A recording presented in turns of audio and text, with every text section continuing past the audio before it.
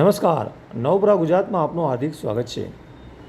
Municipal commissioner દિલીપભાઈ રાણાએ બાંધી પાણી પહેલાં પહાડ।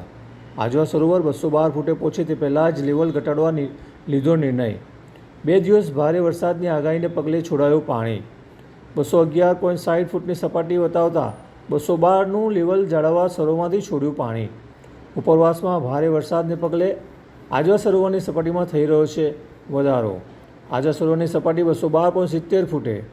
આજવા સરોવરમાંથી પાણી છોડતા વિશ્વામિત્રી નદી પહોંચી 17.40 ફૂટે। કાંઠા ઉપર રહેતા નાગરિકોને નુકસાન ન પહોંચે તેવા આશય સાથે અગમચેતી ભર્યા પગલાં।